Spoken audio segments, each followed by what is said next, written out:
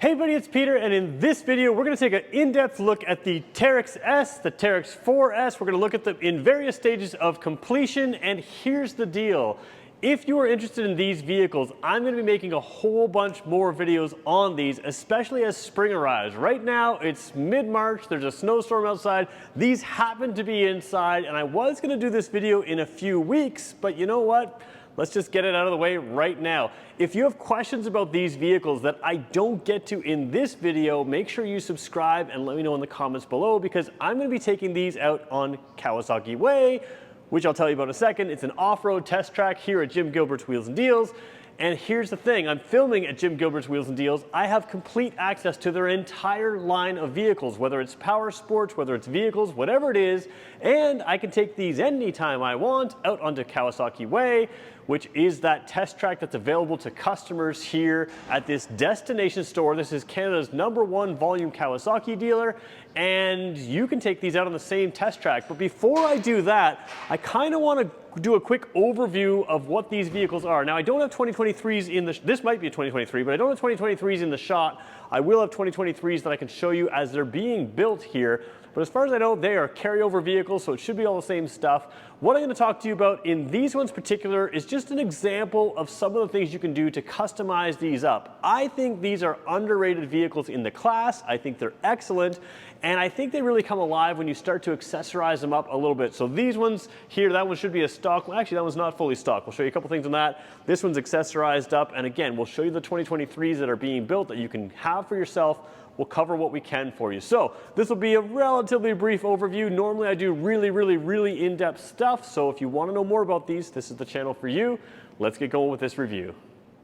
So let's start with this Teryx S, or as some of the people here call it, they call it the Teryx S. Now this is a step down from the KRX 1000. That thing is wider, it is more high speed, capable over huge bumps, it has massive suspension travel.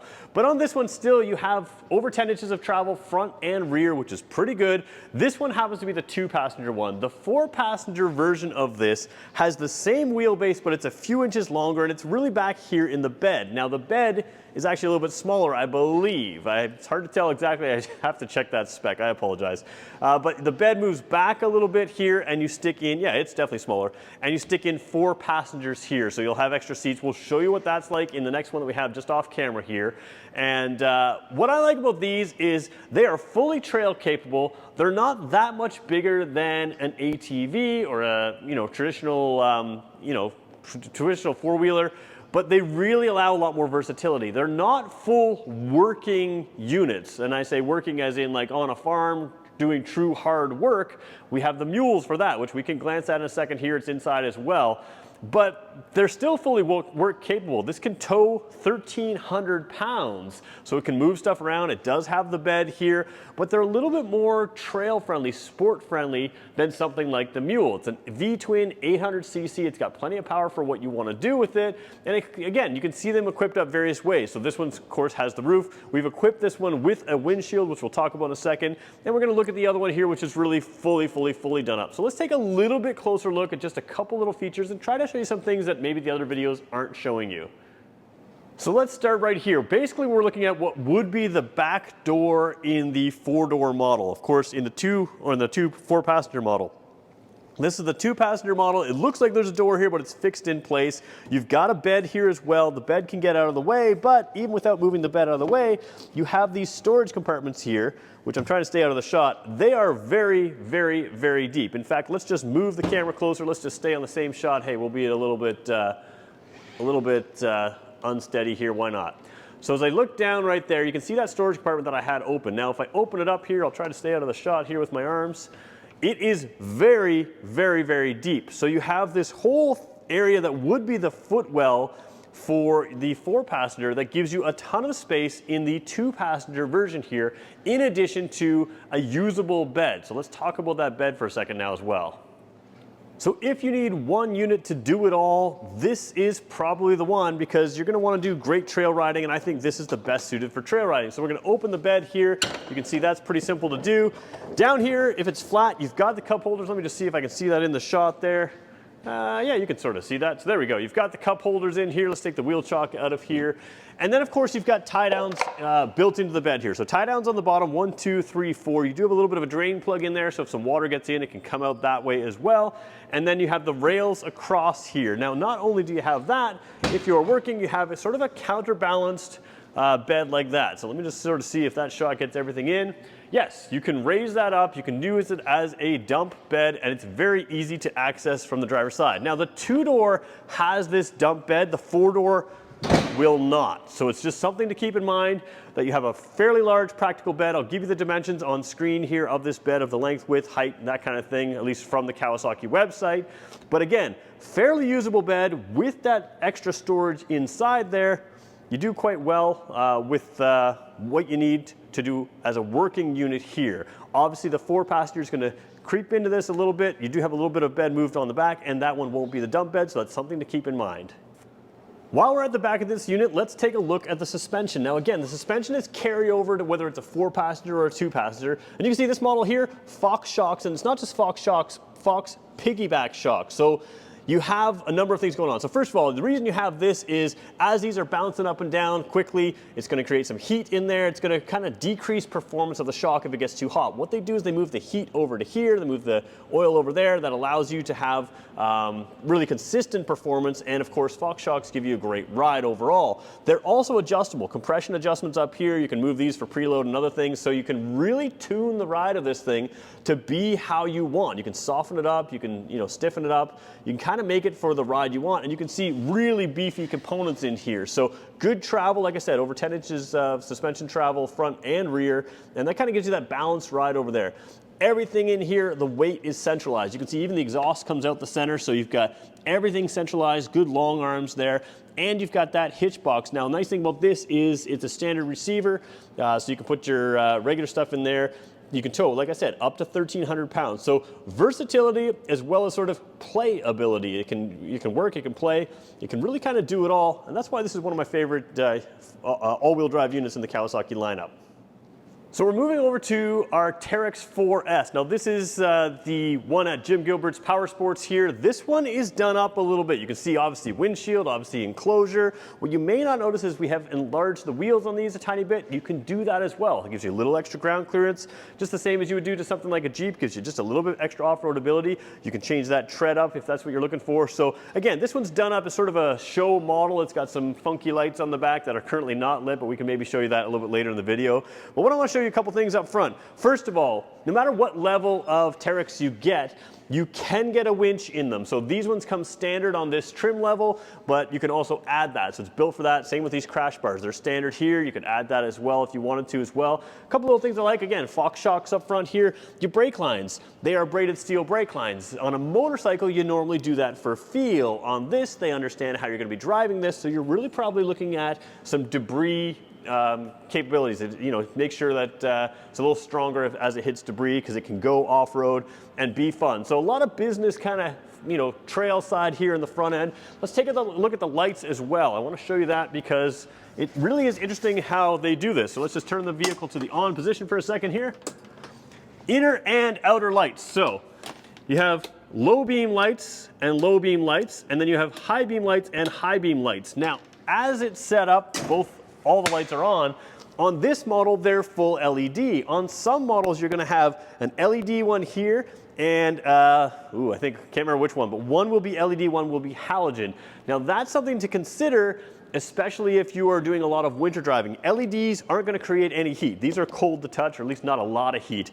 Whereas the halogen lights create some heat. If you're doing things in the winter, mounting a plow, different things like that, sometimes the halogen lights can be helpful in certain snowy conditions because they will help melt some of that snow. That being said, I really like the LED lights. And again, because they're both low and high beam, you really can have a lot of spread without adding any accessory light bars. But you could add accessory light bars if that's what you wanted to do. So lots of options to add things in these. Let's take a look inside. Actually, just move to the side here, and then we'll move our way inside. We'll look at some of the 4-door features as well. So we'll take a better look at this enclosure in a second, but I want to show you one thing. It does say pull to open here. It's a little hard to read on the camera, but you can see exactly where you should grab to open. Now, because I want to show you this vehicle and I want the door to be out of my way, I can pull this little Velcro tab right here. I can stick it to a little Velcro tab out the front here. And if you wanted it to just sort of stay open while you're doing something, it's not hard to do. There you go, it's stayed open. And of course you have the hard doors on the bottom there. So I'm gonna grab a camera mount here. We're gonna kind of freehand through here just to show you some of the interior features on this top of the line model. All right, so I'm gonna freehand the camera. Actually, before we jump in, let's just show you that enclosure here. Again, the enclosure of the other one wasn't really a full enclosure. It had sort of a netted background there. Let's just see if we can get that on camera.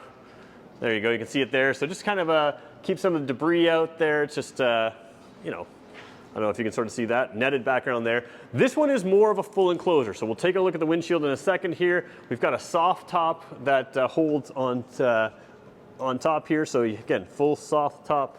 Let me see if I can get that on camera. Oh boy. Soft top, you can see that there. And then you've got the door enclosures front and rear and the full proper enclosure here. Now you do have a little breather here, and that's an important piece there. You don't want to block that vent. That is an important vent to just sort of allow air to move through there. And then this one here has a box, an enclosed box on the back. Now we're going to talk about a few options here, but that is a nice option to have to keep things sort of sealed up there. Again, you will lose that enclosed boxes behind the front seats because you have rear seats there. We'll jump in there in a second. Let's just start with the front seat here as we roll in. So opening the door just down here, super simple. These aren't chintzy little doors. They actually, I mean, every door is chintzy compared to the car doors, but these are certainly a better quality than some of the competitors. Again, this is a demo model. It's got a little dirt in it. That's fine. You can see here, speaker kit down here. So we've got a lot of options in here. I'm gonna jump in and we are gonna go full wide angle. So it'll skew the view. Oops, it'll skew the view. Oh boy, here we go. There we go. It'll skew the view a little bit here, but you can see we've got you know, nice steering wheel. It is a tilt steering wheel, so when I grab this, it's actually a two-handed affair. So I'm not going to tilt it on video here. You can see if we look down in there, there's your headlight switches. Oh boy, my camera's having trouble here. There we go. There's your headlight switches there. So we've got outer and inner right there. We'll leave them both off for now. We can actually we'll turn both on, so when we turn the vehicle on, we can see that. So let's go back to wide angle there. There we go. All right, moving over here is sort of the the key pieces to everything you've got here. Key is over here, and then you've got two-wheel drive, 4-wheel drive, and the 4-wheel drive lock switch right there. Let's see if we can get that. There we go, you can kind of see that there. And then your display screen here, we'll turn that on in a second here, 12-volt port, that's standard stuff. And then you've got a whole bunch of extra accessories in here. This is your winch, this is the extra lighted whips. They've actually got a custom switch there. I don't know if you saw those blinking in the background. Inferno car or cab heater, so you've got the cab heater here. There's different styles of cab heaters you can get in the Kawasaki systems here. So again, with the enclosure on, you can stay a little warmer. Of course, you've got the stereo system in here, and then just the typical stuff. Cup holders, there's your gear shifter there, low, high, neutral, and reverse right there. This is not a parking brake. That is your passenger grab rail. So when you're driving down really aggressive trails, they've got a place to hang on to, and there's your parking brake right there. What I like about this is you sit nice and square, so your legs are straight and they drop straight down. Very, very comfortable seats. And as you can see, there's a lot of bench seats that maybe aren't as comfortable. These are bucket seats. They hold you in place with a little bit of side bolstering in there, but they're very, very comfortable. Glove box in there as well. The display screen on this, pretty simple, pretty basic stuff, and that means it's also pretty durable. You've got oh, we got a little bit of glare there. Let's see if we can just zoom in a little bit and ignore that glare. So, 2-wheel drive, 4-wheel drive. What's cool is, even though if I shift this knob into 4-wheel drive, let's see if we can do it right now and see if it doesn't go. Yeah, so it didn't quite latch because we're not moving. So even though this is in 4-wheel drive, oh boy, having trouble seeing the focus here. There we go. Even though that's in 4-wheel drive, you can see over here, it will not tell you it's in 4-wheel drive until it actually is in 4-wheel drive. Again, we just have to move a little bit forward there. You've got a fuel gauge in here. You've got, let's just cycle through, odometer, trip A, trip B, and your hour meter, and that's about it. So clock down there as well. Warning lights, all the stuff you need. So again, everything you need, nothing you don't, and durability is the key here. Heat vents up here for the part of that heater kit. What's cool about this windshield here, let's go a little bit wide angle. And you can see here, you've got this windshield. So right now it's fully sealed, but if you want to vent it out and get some ventilation through here, you line up those there, and you can see now I'm kind of opening them up. So you've got a really kind of versatile, quick release windshield that either your passenger on this little tab here or the driver can get to open that up. And then what I think is really important is this big wide angle mirror. You can see me in here, and the reason I look small is because it is a wide angle mirror. It's a curved mirror, gives you a great view of what's going on behind you. If you're trail riding with other people, you need a mirror like that. It works really well. So a lot of cool things. We'll show you the headlights up here. I don't know if this is the best room to show it. Sometimes they're hard to film here, but there we go. So let's turn everything off. So we got outside just one layer. You can see how the high beam comes in there, and then the second light there, and second light there. It really does light up your trail without having to go to accessory lighting, which is kind of nice. So now let's hop in the back seat. You know what? Let's keep it on the same cut here. Let's keep rolling. Open the door here and jump out. And we'll swing this door open again. It says pull to open right here. I'm not sure if you can see that. Pull to open. I'm still on wide angle, so there's those flashing light bars there. Now, this doesn't appear to be a ton of room here, but again, that seat was perfectly comfortable for me. I can move that up. You've got a really good grab bar in here, and you'll see when I jump in here, let me just kind of climb up in here, trying not to hit my camera on anything. All right, so you can see exactly what I thought. There was going to be, shut that door, there is going to be a little bit of a tight space here because this seat is a long ways back. I can move that forward to drive, absolutely. So I think this is in the full back position right now. But this grab bar is perfectly positioned for me to hang on anywhere we're going back here and be out of the way. You still have a 12-volt port down here. You've got some space down there, and a big center big center tunnel here to bring drivetrains through the back, and then a nice deep well. And there are little vents in that to drain the water out. So if you were to get in a real trail situation where you had some water, mud, all that kind of stuff in there, it will come out, but not really come in. Taking a look at the front again from here. Just kind of a cool view here. Let me just flip the camera around for 1 second.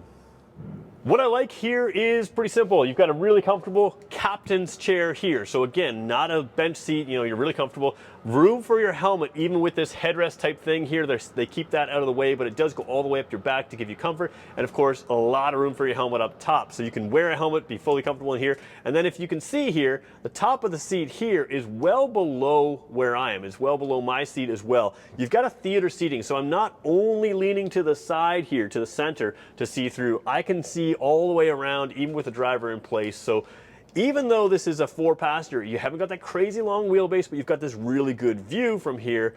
This is a fun unit to take out your friends. It's a really good unit for that reason. So you really kind of win here. Now let's show you a few other things in the 2023 models that are being constructed right now.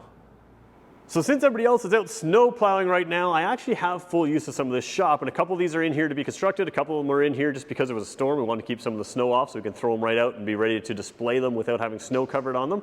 But check out how these show up. They show up again without the roll bar. I think these might have been added. They're in a little crate here. They're well protected, and they're mostly assembled, right? We're just going to put the roll cage on. You can see here it is. Comes with that winch there, with that suspension out like that. And then back here, you can kind of take a look at everything that's going on inside. So let's just quickly show you that. Again, this is the 4-passenger model. So it's got the 2 seats there. You can see the backrest still have to be added. This one doesn't. Oh, it does have the extra speakers as well, so you have that there. Down here, you can sort of see a better look at the floor area. So this is that floor area of the 4-passenger, but it would be a little bit more the same type of space in the 2-passenger there. And then you can kind of take a look at everything back here from the top side, which I think is just a cool view. You can really see those shocks there. There's that compression adjustment right there.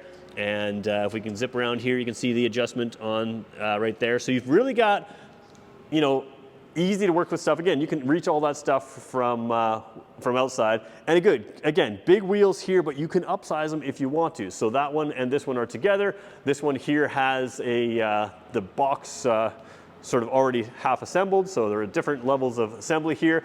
And then I do have a mule here, just because I want to point it out. The mule is another option. It's a little bit wider. It's a 6-passenger instead of a 4-passenger. So this is the Pro FXT. Got to make sure I get those names right, because you can't say that again. Anyways, it's got a similar style bed here, and you can see there's got a little container here that latches onto those side rails. This same container would work on the Teryx as well. What's cool about this one is, although it has a 2nd-row seat that we're looking at right here, it actually has sort of an accordion fold-out bed, so you can lengthen that bed and do that as well. So you've got options here with the mule as well, if you're looking for something that will take your passengers and that kind of thing. I believe there are about 9 different mule models for getting the trim lines within that. There's only a few different well, 4 of these. There's the 2-door and 4-door of this on the Teryx, and then there's the KRX 1000, and then there's trim lines within that. So although there's only a few models of these, there are lots of options for whatever you're looking for in a side-by-side type vehicle in the Kawasaki lineup. So let's wrap this one up, explain what's coming next. So there is still a lot more to talk about with these 2 units, and I mentioned off the top that there is Kawasaki Way. Now if you've never heard of it or can't Google find it, it's because it's here at Jim Gilbert's Wheels and Deals. We have an off-road test track here at Canada's #1 volume Kawasaki dealer, where you can come and take these demo units off-road to get a sense of what they're like. It's just part of the process here. This is a real destination store. It's known as Canada's huggable car dealer, Canada's huggable power sports dealer. They are an absolute leader for a reason. And I'm going to be able to take these out on that trail to show you some trail riding. So this is just an introductory to these 2023 models. And if you have questions, I'm hoping that you'll let me know in the comments below so that when I'm making those videos, I can make sure that I'm answering the questions you want. We can build a little database of information here. I can keep coming back to these vehicles again and again and again to make sure that you get the information that you need to figure out if these things are best for you. So I want to thank everybody for watching, and like I said, hit the subscribe button because we're going to have more of this, and I want to make sure that you see what we've got, especially if I can answer your questions. Thanks everybody for watching.